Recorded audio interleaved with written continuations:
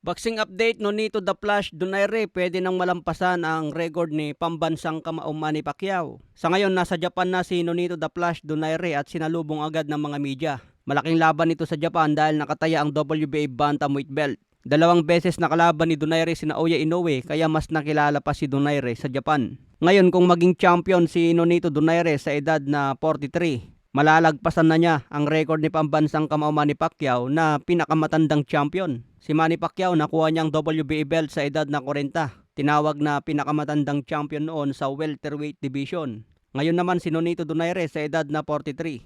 Kaya abangan natin ang laban ni Donaire kay Seiya Tsutsumi. Malaki ang panalo kung tatayaan si Donaire mga boss. Malaki ang kumpiyansa ni Donaire ngayon na matatalo niya itong si Seiya Tsutsumi. Pero hindi ito magiging madali para kay Nonito Donaire. Sabi nga ni Seiya Tsutsumi mga boss, malaking pangalan si Nonito Donaire. Kaya mahalagang laban ito sa kanya at dapat may panalo. Hindi raw magkumpiyansa si Seiya Tsutsumi dahil may lakas pa rin si Donaire. Konting pagkakamali lang sa laban, pwede na siyang matalo. Kailangan daw kapag tinamaan niya si Donaire, babagsak na.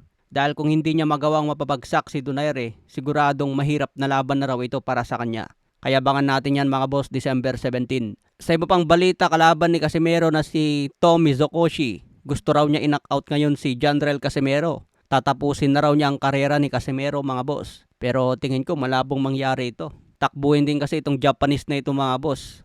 Kaya malabong mapabagsak niya si Casimero. Abangan na lang natin yan December 27. Kahit naman magsabay ang laban ni Casimero at Inoue mga boss, si Inoue pa rin ang pipiliin ng mga fans sa Japan. Syempre tayong mga Pinoy, abangan din ang laban ni Cuadro Alas. Yun nga lang, manonood tayo sa live sa Facebook, kung baga libre lang. Sa iba pang balita, WBC nag-utos na pwedeng maglaban si Tenshin Nasukawa versus Juan Francisco Estrada para sa WBC elimination. Kung sino ang manalo, lalaban na kay Takuma Inoue. Magandang challenge ito para kay Tenshin Nasukawa. Matapos siyang matalo kay Takuma Inoue, mabigyan ulit ng pagkakataon para mapalaban kay Takuma Inoue. Pero kailangan niya muna talunin itong si Juan Francisco Estrada. Kung hindi nagawang talunin ni Tenshin Nasukawa si Takuma Inoue, mas mahirapan siya dito kay Juan Francisco Estrada. Kaya abangan natin yan mga boss. Sa ibang banda, Ryan Garcia sinabing mas papabor siya kay Shakur Stevenson. Siguradong ma-outbox lang daw si Teofimo Lopez. Hindi naman daw kasi pressure fighter si Teofimo Lopez. Kaya kapag tumakbo na raw si Shakur Stevenson, hindi niya ito mape-pressure.